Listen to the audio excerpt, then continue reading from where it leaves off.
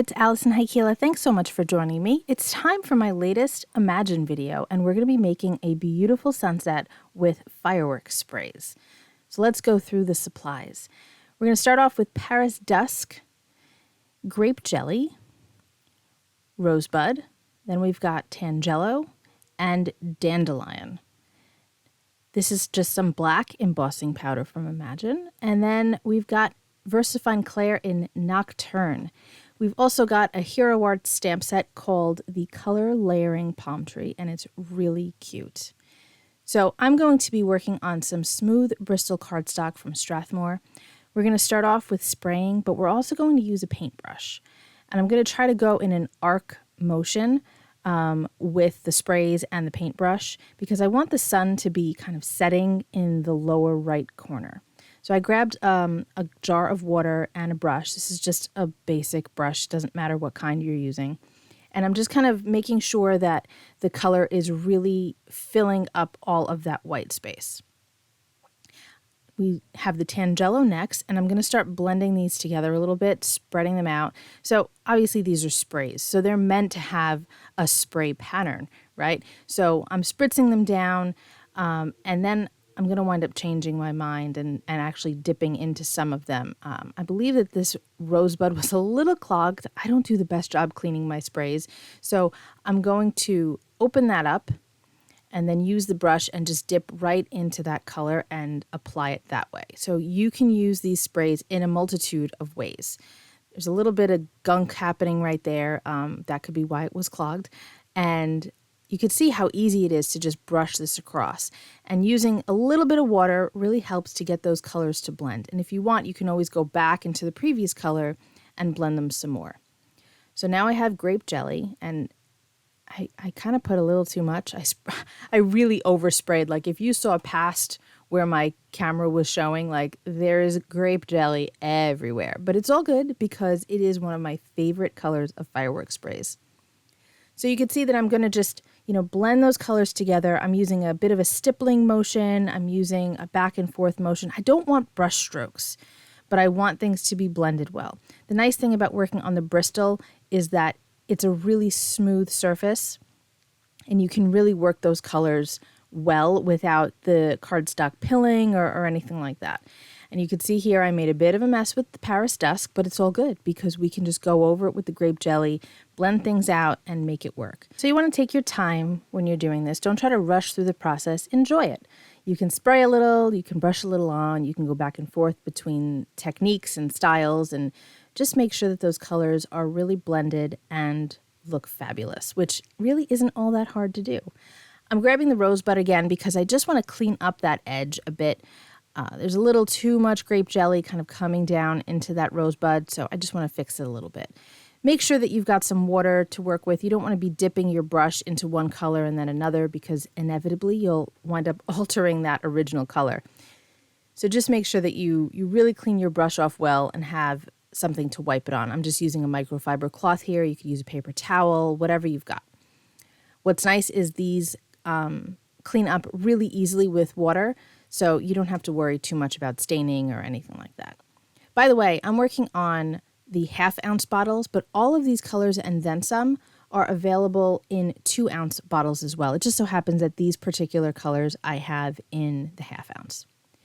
So you can see how gorgeous that looks. I've got my VersaFine Clair in Nocturne, and I want to make an area for the palm trees to rest on, some type of island, okay? So I'm tearing just a piece of copy paper, and I'm making sort of a mound, and I want it to be pretty rough. Here I'm just kind of eyeballing like where exactly I want it to be, how high do I want it to go. I don't want to cover too much of that dandelion color because it's really pretty, and that is our sun, essentially. So I don't want to hide it.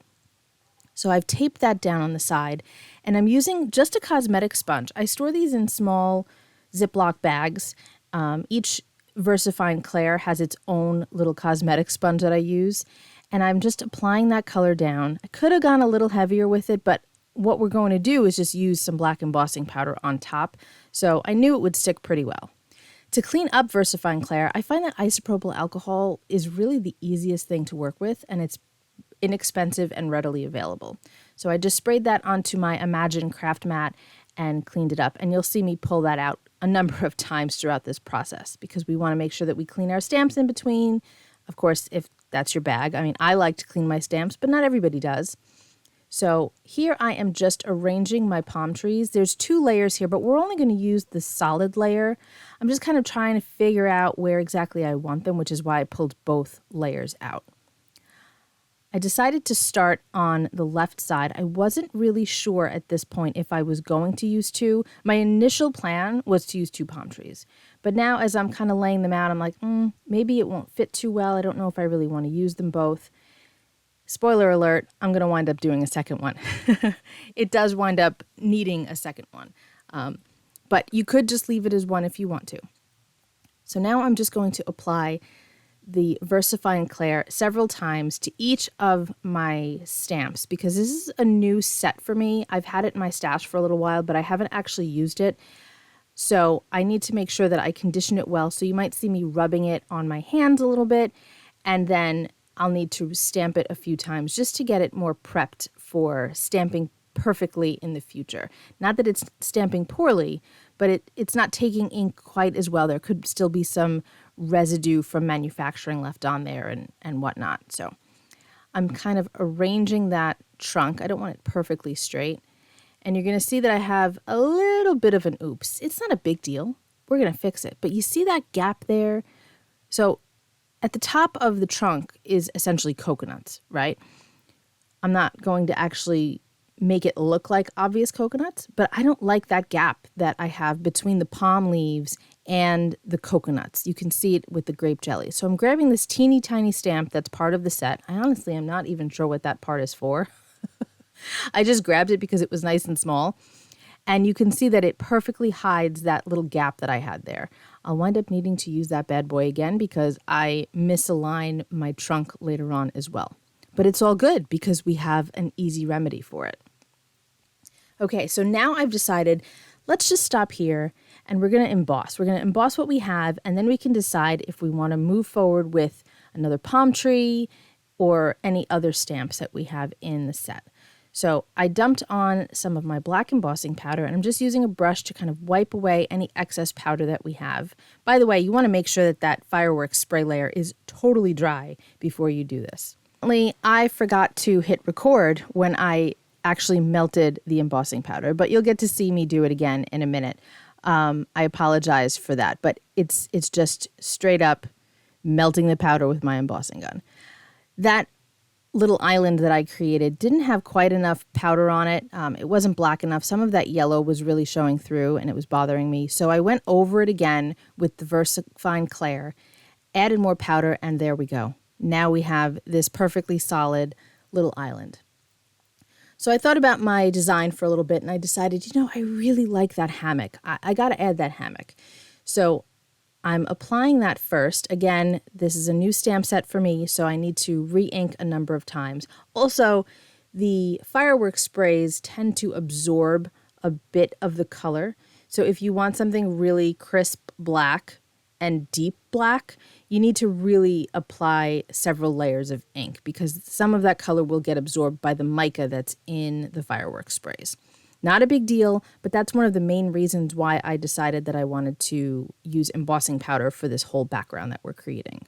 Or foreground, or scene. Let's just call it a scene. Okay, so I'm adding the next tree trunk here, and I'm cleaning it off. We're going to apply the palm leaves for this one, and you're going to see that I've got that gap again. Kind of rotating it around because I'm trying to decide, do I want it to be exactly in the same direction? Do I want it a little bit different? Winds up being pretty much the same because that's just the way the palm fronds are falling, It looks best that way. So I'm pushing that down and you can see, there it is, the gap. But it's not a big deal. We're going to use that teeny tiny stamp to just fill in that hole and you'll never know that it's there. I did that off camera because there was really no reason for you to see me do that part again.